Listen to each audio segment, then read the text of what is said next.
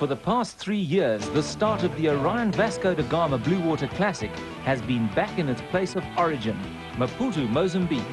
This year, however, saw the event step up a gear, with entries from all quarters of southern Africa. The competition was steep, with the likes of John Martin and his SA Navy crew, Robbie Dove and Jeff Meek on board Ocean Sailing Academy's Madiba, Mark Sadler driving the Mount Gay 30, Enza Beetlejuice, and a strong contingent from Cape Town, all determined to carry off the silverware. Wow, we've got enormous competition. I mean, we've got some of the best fleet that the Gama's ever seen. Great boats, great skippers. Great sailors. Absolutely. Probably the best in South Africa right now. Well, certainly I think this is the strongest entry of top skippers that I've sailed against since I've come back into sailing since January this year, which is the last 6 months. We've been out for 14 years or some more. This is the strongest entry of top skippers, of probably 8 really well-ranked sailors, and it's going to be really interesting. We've got some really nice class racing, especially in the 42-foot class. Third last year, and obviously this year we're wanting to do a lot better. We've got Mark Sadler on our boat driving, myself as co-skipper, and hopefully as a team of 6 we can be there first this year on handicap. Give everyone a good run from the Val Dam. This year we've got a full crew and ready to go, ready and keen to do it all over again. We got 6th or thereabouts on handicap last year. I hope to do better, depending on the weather. I believe that we've got a very good handicap rating, and we're going to go out there and give it our best. It's a yacht race, who knows? All kinds of things can happen out there. This year saw the host club in Maputo, Club Nouvel, enter a team on the 2001 Line Honours winning yacht, Orion Flyer, assisted by a team from the Royal Natal Yacht Club, the host club in Durban. My name is Miguel. I'm with the Orion Flyer. This is the first time I'm doing the Vasco da Gama. And as a Club Nouvel representative, I'm hoping just to open new ground for the club, and hopefully in the next year or so we'll be able to have an entry with our own registration, or our own entry, our own boat. Prior to 2001, this premier offshore event had been moved to the Durban East London Run. This was due to the war years in Mozambique. The Durban East London Run took its toll on both yachts and crew, with some of the races being abandoned and the loss of Rubicon in 1984 with all hands. But now, once again, the race is back where it all began, and growing into a premier international event on the world's yacht racing calendar. Part of what makes this event special is the delivery of the fleet to Maputo, with the crew stopping off at Nyaka for a few days to sample the island life before pressing on to Maputo for the pre-race festivities. Maputo is moving rapidly away from its war-ravaged past and fast becoming a popular tourist destination once again. For the cruise, it has become a must on the annual racing calendar. The host club, Club Nouvel, welcomed the sailors and once again made them feel totally at home with typical Mozambican hospitality. This proved well worth it for some of the crews, who had met up with some heavy conditions on the way up. With the event following within days of the Lipton Cup, a bus was arranged to transport the racing crews from Durban to Maputo. We spoke to a few of the guys, including a DJ from East Coast Radio, who was coming along for a first-time experience. Being on a bus with 60 sailors, sailor boys, I think I'm ready for almost anything. But I must tell you, I'm extremely nervous for tomorrow. Winching, jamming, masting, sheeting. There's this cool term they have, ready to tack, and then you say ready, and then they say something like heels ahoy or something, or ship ahoy, and the boom swings across the boat. It's very hectic. It's just a year ago I bought me a beautiful fast 42, and we sailed this boat in Germany, in the Baltics, and the North Sea. And now I'm happy to compete with my friends here from Durban in this beautiful race and to come to the beautiful town of Maputo. Hopefully my stomach is a lot stronger than coming up, but I'm sure it'll be good. Hopefully good weather all the way down, and a big party at the end of it.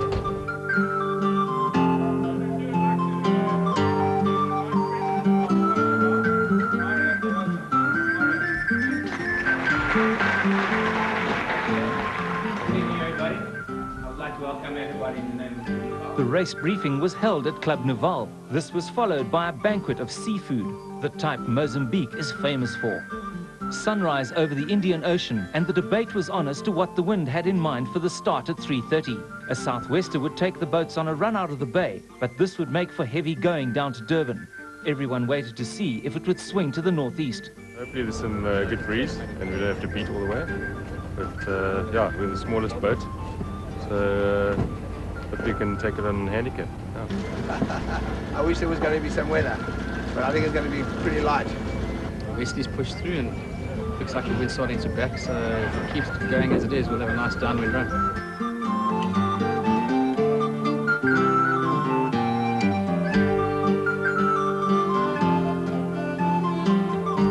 Still, much preparation had to be done. It was now up to the racing crews to lighten their boats, sending any excess equipment and supplies home by road. Stiff competition was mounting amongst the fast 42s and the leisure 42s. Robbie Dove was looking for a win again on his new leisure, Madiba. While Chris Frost on Prodigy, a fast 42, was also in contention. No one was writing off John Martin on Fascination of Power either. Another boat to watch out for was Adios, an outfit from Richards Bay, and very familiar with these waters. The race is not a race that you can actually plan completely. There's a lot of tactics involved. And I've done the phases from Inyaka to Richards Bay about 10 or 12 times. And we have had guys winning that should never have won on boat speed, but they won it on tactics. I knew where to go and did it, and they came out ahead, you know. So we hope that perhaps that happens with us as well.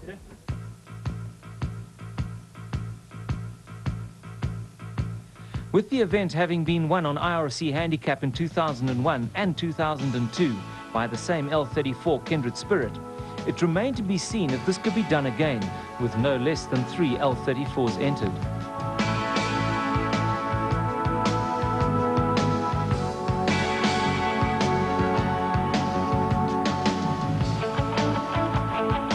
The Heathcote brothers on Close Again are familiar with these waters, whereas the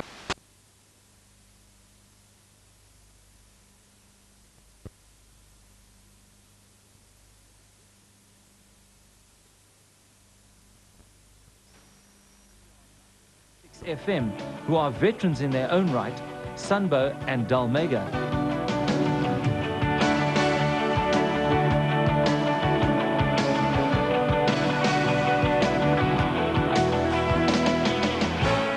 The gods looked kindly on the fleet, and by midday the wind had turned to northeast, picking up to around 8 knots by the time the hooter sounded at 3:30 p.m. It was a clean start until Robbie Dove on Madiba touched sensation and was compelled to do a 720 penalty.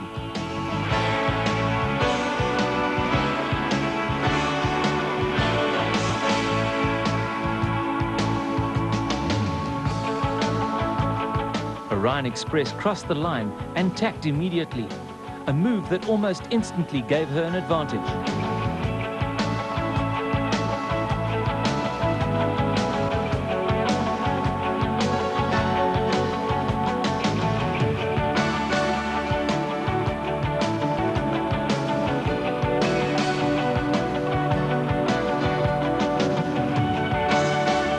A strong outgoing tide took the fleet quickly out of the bay, with some good dicing between the front runners.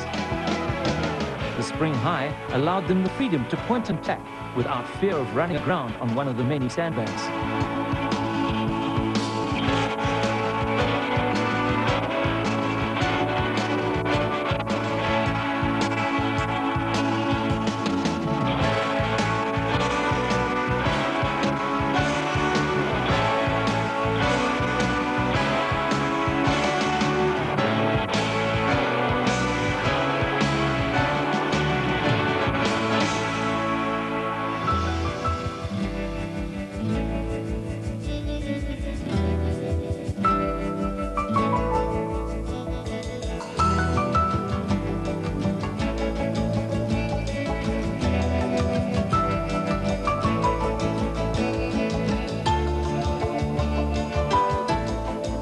For the fast 42s and the leisure 42s, it was close racing.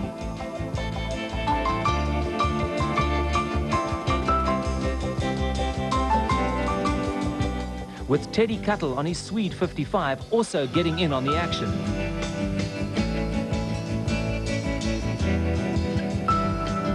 Ciao Bella was also getting along well.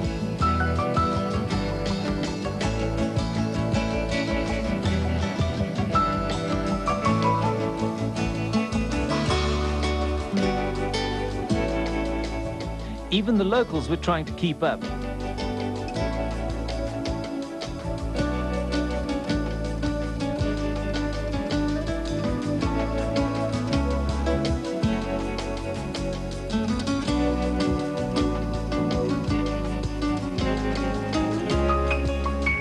Chris Frost and his crew on Prodigy were looking relaxed as they sailed out of the bay.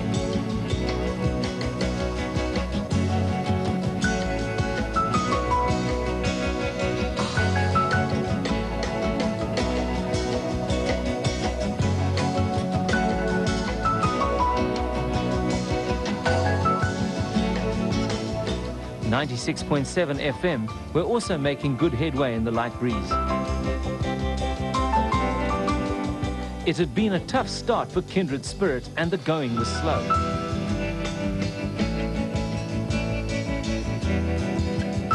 Enza Beetlejuice had been penalized in 2002 for missing a marker at Nyaka Island. They weren't going to make the same mistake twice.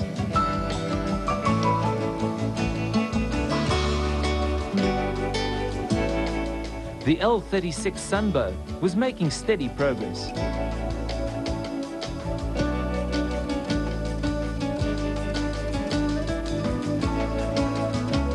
Even this far from the start, there was some close sailing.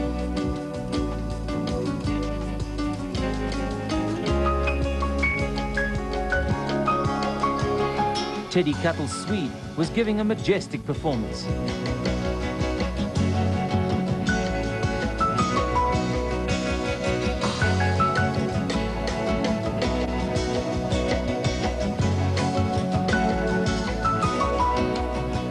It was yet to be seen how the Club Nouveau team would fare on Orion Flyer, although for them things had started rather well.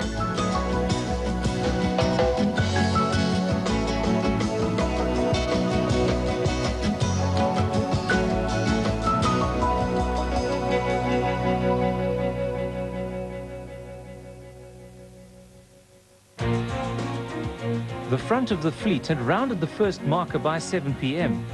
But the back of the fleet were now having to contend with the turning tide, and this was slowing them down. Having left the bay, decisions were now having to be made. Stay inshore and pick up the night land breeze, or head out into the deep water and hope for a good wind on the fast south-flowing current. For the majority, the decision was to stay close to the coast. With the light winds they were experiencing, this tactic was to pay off, and the shore breeze came through.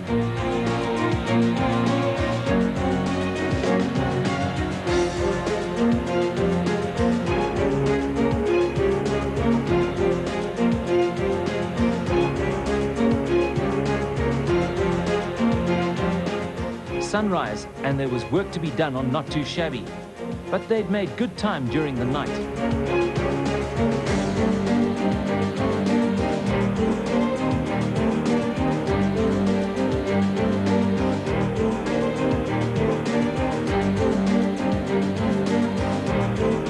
The front of the fleet was now averaging between 8 and 10 knots, and it looked more and more like it was going to be a very close finish.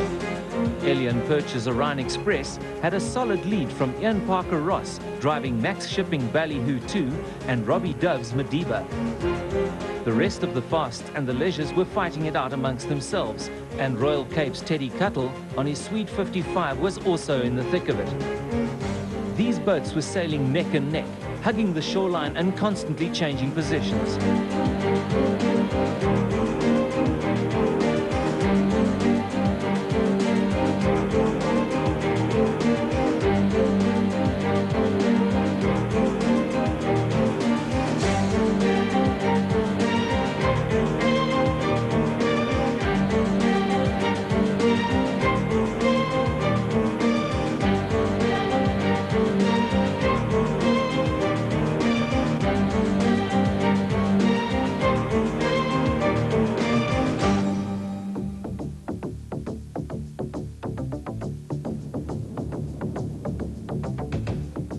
approaching St. Lucia, some opted to head out and find more wind and the stronger current.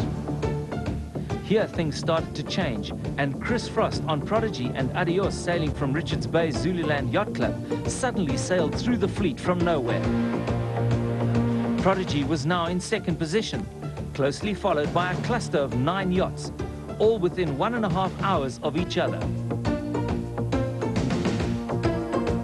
As the sun rose over Durban, it looked as though it was going to be a slow finish. A good time to catch up on some much-needed sleep, even if it was on a pile of sails.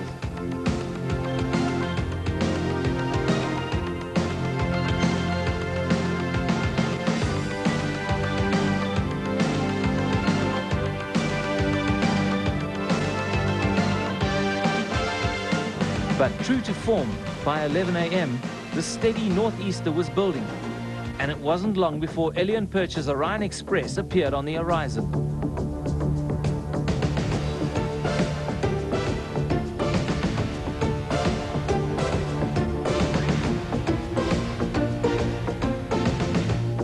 She crossed the line in 44 hours, 10 minutes and 37 seconds. 1 hour and 15 minutes ahead of Chris Frost on Prodigy.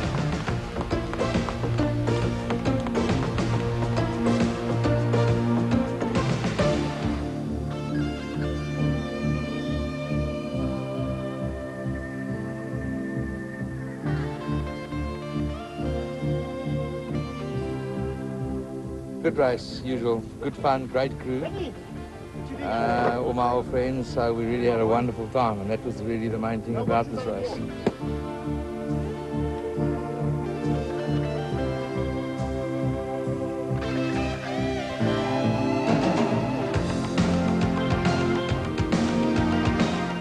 The team from Club Naval on Orion Flyer, skippered by Willie van der Veere, and Adios, skippered by Guy Gus, came third and fourth, with a last-minute dash to the wire. But this was not the only dice. Teddy Cuttle's Spillhouse and John Martin on his fast Fascination of Power also came in neck and neck. And it wasn't long before the first leisure Madiba appeared with Mark Sadler at the helm of Beetlejuice less than 10 minutes behind. In the initial stages, we made a decision to go offshore. I couldn't get offshore because of the wind just fell apart and the wind stayed on the shore. And the next day to recover.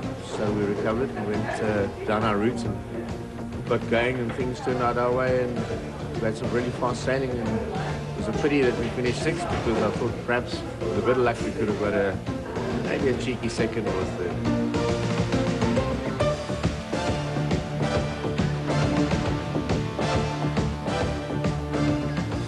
We sort of stuck inshore and the other guys went offshore, and that was the right choice. And so instead of being 10 miles ahead, we ended up at 2 or 3 miles behind by this morning. So that was a bit of a disappointment.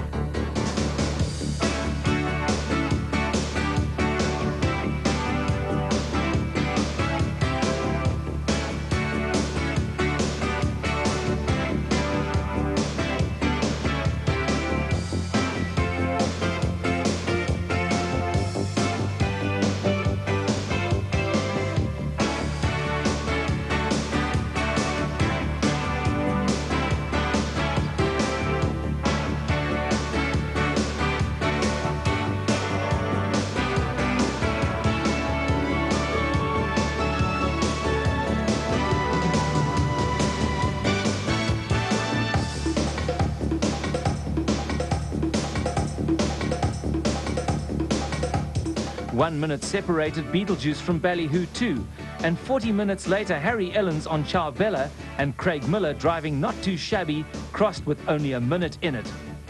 The race was nice. The crew thoroughly enjoyed it. No drama, no hairy moments. Everything was absolutely perfect for us. Another Ocean Sailing Academy boat, Ocean Cruiser, skippered by Sean Cummings, was next, with a last-minute jibe at the finish. Then it was Leo Kruan driving Schizo and Andrew Heathcote driving Close Again, all within 3 hours of each other. All in all, there'd been some very close racing, attracting an enthusiastic group of supporters to Durban's North Pier to welcome the fleet home. very light start to the race. It was a bit difficult to get out of the bay, and pretty light the first night. Potted along quite nicely in the land breeze.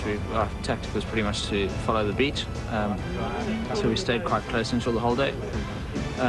Yesterday we had headwinds the whole day, not very strong, but yeah, on the nose nonetheless, so we were going upwind, which may not have helped our cause. And then we had a fairly good night last night, nice land breeze, and it swung around to the northeast this morning when we were off Richards Bay and freshened up quite nicely, so we had a really good ride into Durban. Yeah, it just wasn't quite good enough. Looks like we slotted a second by a fairly small margin. Kindred Spirits crew were upbeat despite a dismal performance. Well, a lot of fun, a lot of laughter. We didn't have we still made a couple of wrong choices in the beginning, not much wind, and today it was just brilliant stuff. So all in all, fantastic. It was a very fun cruising race. Disaster struck Kieran Moore's boat meantime when his back stay broke while on a run, resulting in the mast breaking off at deck level and almost pitch-poling the boat. The NSRI was immediately placed on standby, but with no injuries on board and a working motor, they limped into Durban unassisted. Basically, the wind had picked up a bit, and it was a strong northeasterly. We were flying the bag and doing about 12.5 knots, and a big gust came through, and it was into a sort of semi broach, but came out of it, and the next minute the backstay snapped, and the mast just went forward and fell in the front of the deck. It was pitch poling. Guys started to cut it away. We lost the spinnaker, Genoa, and the main. What actually happened is the Genoa started to unfurl and was causing a big balloon, and was pulling the whole mast into the water. It started to pitch pole. The guys cut all the rigging away, cut all the lines loose, and it fell away quite cleanly off the boat. It didn't damage anybody, it didn't damage the rest of the boat, but quite lucky for us. Didn't get fouled in the keel? No, we made sure that we had a stick on the side. We pushed the ropes away. We had it in neutral at that stage. With the short, it seemed to be we couldn't start the motor, so we were in a little bit of a panic at that stage because the motor didn't want to start. Eventually, it clicked over, and we taped the wires up, so there was no short, and the motor clicked on and came on, and we pulled away from the rigging, and the rigging just went under.